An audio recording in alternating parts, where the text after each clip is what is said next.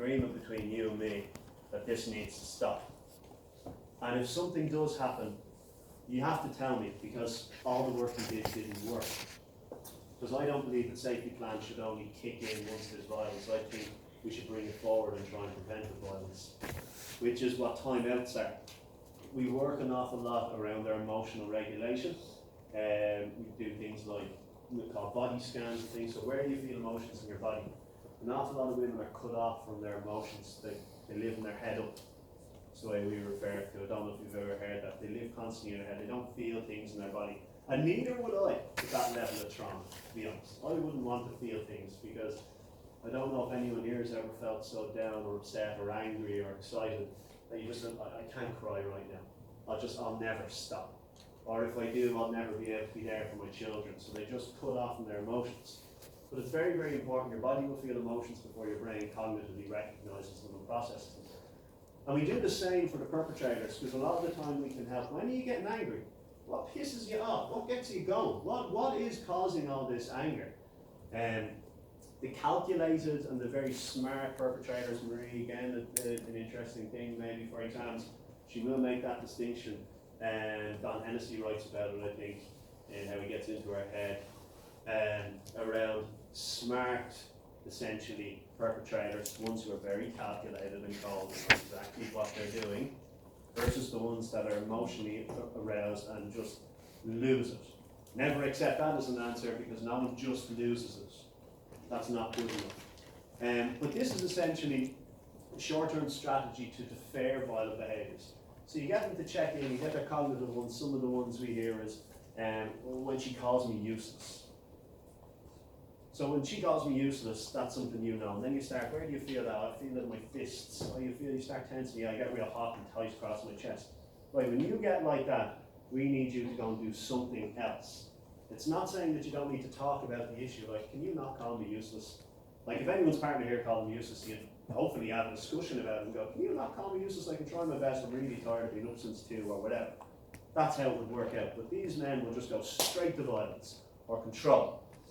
And we try and slow that process down, because safety plans typically, when there's been a violent incident, this is what you should do. Well, I don't know why you have to wait for a violent incident all the time. Obviously, you have to have that so that you know what to do. But imagine if you could bring it one step back. If you know when violence is going to happen, so even if you don't know what your cognitive trigger is, but you feel that tension in your chest, walk away. And then we need to start delving into their attachment issues, because sometimes walking away, especially, they all have essentially ambivalent, insecure attachments. When you walk away, then it's seen as a kind of a betrayal or a loss of another significant other. And we teach them that that's not what that's about. This is just a way of cooling down. And we teach them the things I just said there around, this is your making little piece-like part of your brain way back here. This triggers your fight, flight, freeze. Your flight, flight, freeze is when you get really, really angry, when you feel under threat. When that is triggered, your prefrontal cortex. I have 14-year-olds that can come in and teach us this stuff, because it also makes them feel that they're normal. This isn't you losing control. This isn't you going crazy. That's a big problem for a lot of these women. This is about your body doing what it should do, and that's keeping you safe. And when that little piece of part of your brain lights up this part of your brain, which is where you make adult decisions, stop working. So you're not able to make good decisions. Celine, you need to practice what's going to happen when you feel like that. And then safety planning as well, that's developed over numerous weeks. Most of the safety plans I get from social workers, don't fight, if you fight, leave the house. Yeah, that's really easy when you have a man holding a knife to your neck, or standing at the stairs and you have to get through, and then you just leave and how do you get your kids out? All those kind of things. So we identify all the risks that a victim may face. And again, leaving a relationship doesn't alleviate all the risks. In fact, a lot of the time it makes it way worse, because that ups the ante. The man is then losing parent control. And that's what it's about. You need to get parent control back. And how do you get parent control back? Well, that's the only way he knows how, essentially. That's worked his whole life. That worked for my dad, maybe, or whatever it is. And again, we need to safety plan for staying together, leaving, if you're getting back together. If you're trapped upstairs, if you're trapped downstairs, never going into the kitchen, never going upstairs. If you're upstairs, you're trapped. If you go into the kitchen, there's loads of weapons. Little things like that are really, really important, because if I was to just pull out a gun now, none of you would be smart enough, no offense, this is me included, because your brain would be overridden to think of the best thing. You'll just do whatever you think is a good idea. And it's the same if you're out in the street and someone pulls a knife on you. That you're just in flight, fight, freeze. And whatever way, biologically, whether you like it or not, you're going to be stuck in one of them. So we have to role play and teach these women how to react so that if something happens, they know exactly what to do and they're not panicking in the situation. Because anyone will panic if you're in the situations that these women that I work with are in. Is that okay so far? Yeah. Another tool we use is called an in-room consultant, and this is very systemic in nature. So this is a unique therapeutic tool for observing and listening, essentially, and it facilitates space for reflection. And reflection is very important because if you don't have reflection and reflexivity, they're two different things, then you're not able to be empathic, you're not able to think from someone else's point of view. If I go up to one of you and slap you across the face, if I have no empathy, I don't know why you'd ever be upset and annoyed. But if I do have empathy, I'm like, oh my God, I'm after embarrassing you, I'm after hurting you, I'm after making you feel threatened and scared. So we need to develop those skills, not only with the men, but also with the women, because an awful lot of the time they kind of shut off from this because it's too emotionally dangerous. And it's about helping think about that and think about themselves a lot of the time as well. But this isn't just about your kids. A lot of the time, that's some of my battle. And we need to help keep you safe too, because they're such good moms that all they care about is the children. But if we can't keep you safe, we can't keep your kids safe either.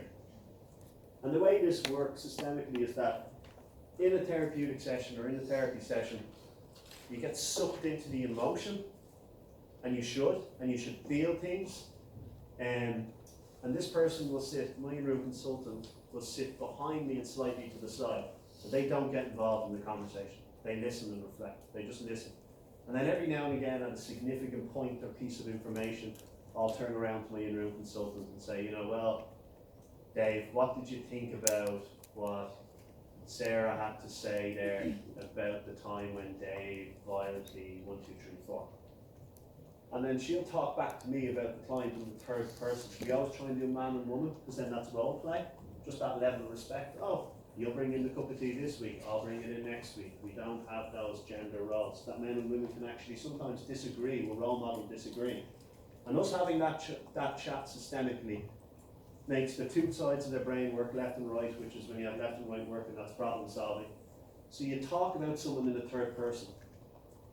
I'd argue that someone in here never really gets that opportunity to listen to two people talk about very intimate parts of your life in a respectful way.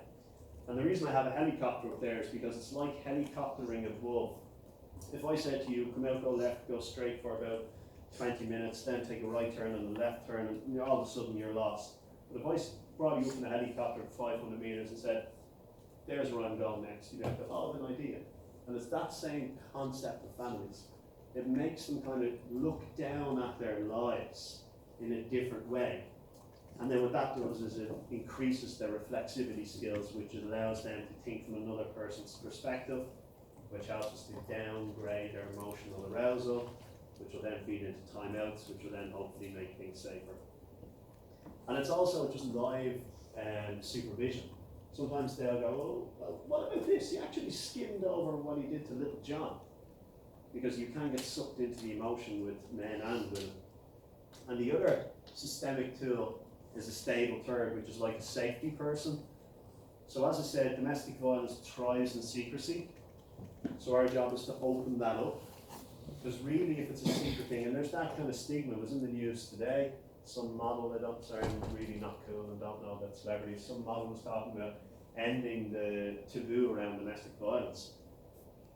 You keep hearing that all the time, because it thrives in secrecy. There's this weird stigma that it's my fault, I'm a bad person for being victimized of violence. And I understand it, but it's very hard to understand it, because no one really has an issue that if you get mugged, you talk about it. But there's that level of guilt and shame. Guilt is one thing, shame is a horrifically destructive emotion. And this stable third then is a support person, professional or family, that will come in and has access to the children. So sometimes it's just about going into the house and going, there's nothing going on, Dave, but that feeling in that house, whatever's going on there. So in systems theory, it's not just, I don't believe that me working with one person is going to change everything, because you don't walk out of here, none of you walk out of here and be an individual on your own, totally. Even if you're 100% self-sufficient, you've no contact with your family, you've no friends, you're doing everything on your own, you're still in contact with me now. You're still going to be in contact with me. So there's all these little dyads and systems that interact. So it's very important to bring those systems in. Because just working with the family in isolation isn't enough. They still need to go out and they still need to interact with work and friends and colleagues. And they will add impartial information to the safety plan. Sometimes it's around, if a child is feeling very unsafe, they'll just throw a little thing up in their bedroom window, a little teddy or something. And then that safety person who lives down the road knows I better go in, they want to talk, or there's something going on. And there are little things like that. And again, their primary focus is always the protection and welfare of the children. And they monitor the safety plan. So they'll be privy to absolutely everything.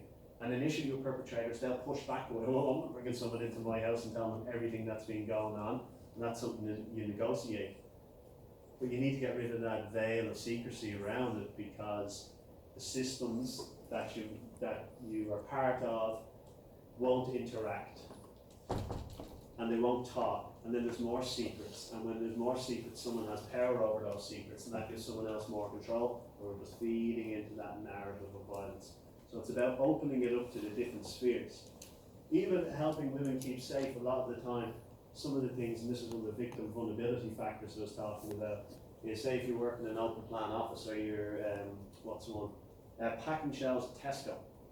That allows the man to just walk up in Tesco. I had a man that used to shop for 6 hours a day in Tesco. Not doing anything wrong. He's not doing anything wrong. They can't kick you out. He's just packing his trolley really slowly. But that's stalking. There's someone who's that violent to you is near you all the time. You feel awful. She can't say anything because she'll lose her job. So it's then about bringing in the employment maybe system. And all she had to say was, look, I'm going through a divorce. My husband can I work in the back? Sure, you're now safer. But if we didn't interact with the various systems, she still needs to go. And even if he never goes near her in work, that fear is there all the time. What are you doing here? Why are you in Tesco for 6 hours? Jesus, if someone followed me for 6 hours, I'd get a little bit antsy and nervous. And eventually she'll probably tell him to go away or F off. And then she's the bad person. And he was just shopping. A lot of the time it's almost beautiful techniques, is how a woman was talking to me this week, or last week, apologies. She's like, in a way, it's very elegant because it's so secretive and manipulative. If it wasn't so violent, it would be described as that. Did they make sense? Yeah? I'm running out of time. One thing, has Marie talked about coercive control? Yeah. Yeah. If I'm repeating any of this, just let me know. I think it's very important because, look, I was training Gardaí, the specialist domestic violence units in the Guards. The specialist domestic violence unit, I'll say that again. Their training in coercive control was read the law. I don't know if any of you have read the law, but it's crap. It's very hard to understand and it doesn't help. It doesn't help. When I was in college, I used to print out all the legal things, read them and go, that doesn't help. And of course it doesn't help spot it. Coercive control is the main piece of abuse that we see, the main form of abuse we see. And it's a really insidious way of being. It's actually that third one here. Evan Stark kind of coined the term coercive control in 2007. You want to know about it. That book is probably all you'll need to know at this stage. How Men Entrap Women. Anything by Evan Stark or any of his articles will be more than enough to get a good grasp of it at this level. But the way he describes it, if you correlate it to what the World Health Organization in 2017, they released a report on torture of prisoners of war. They're all the exact same tactics. Intimidate, humiliate, degrade, exploit, isolate, control. They're actually the exact same as what the Americans are doing to those prisoners of war in camps that everyone was up in arms about. And rightly so, or whatever you believe. But this is what's happening in people's homes. Intimate partner terrorism, essentially. And you can never just spot coercive control by going in because there's no symptoms like a black eye. It's all very insidious and nasty. And a lot of the time these men will say, I only really had to hit her once, or physically assault her, or sexually assault her once. And then it's the fear of that from then on. And a lot of the time moms are so good, all they want to do is protect their children. So whatever you do to me, that's fine. And that's how it allows them the men to control these women. And that's why we need to think in systems, because she's not on her own, he's not on her own, the children aren't on their own. They're a family system. And then outside you have another system And those systems interact, and some are more important than others. Do the teachers need to know to keep the kids safe? At one family, the teachers need to know because man had to leave suddenly, just disappeared. The kids aren't at school. Why are the kids not in school? Now all of a sudden she's a bad man for not bringing the kids to school. So all the systems need to interact. And a lot of them will say it's the last choice. It's easy to get caught in physical violence. Relatively, it's not like conviction rates and stuff are low, but everyone would know within reason that physical violence is violence, but that little level of control. Did Marie talk about gaslighting? Yeah? Okay. That's essentially making the victim feel crazy. That's highly traumatic. I'm working with a woman now, I've met her 96 times, so that's 96 hours of therapy. And she's still trying to get that I'm crazy out of her head, because that's how she's been for about 15 years. And it's something simple like, no, I left my coat over there. Oh, did you? No, I didn't. Where's that thing? Where's the passports? And he's hiding the passports. And you lost the bloody passports. This is your fault. And it constantly just attacks who you are. And then the worst forms of intimidation appear like love. And this is why, again, systemic theory is really important, because you have to talk to different people. Because a lot of these men, one of my lads I'm working with bought her a lovely new car. And it's not lovely. Like, oh, your partner bought you a new car. Oh, her friends are saying because she hasn't talked about the violence because of the stigma around it. Isn't he lovely? He bought you a new car. You didn't need to buy it. I wish my husband would buy me a car. You're so good. The car's tracked, so now he knows where she goes all the time. And trackers are so small. I don't know if any of you have seen them, but I have a tracker. I drive a motorbike. It's the size of a €2 coin, and it's a sticker. So good luck to anyone finding that. I can put that in the inside of your handbag, and you're not going to find it really. It's a little sticker.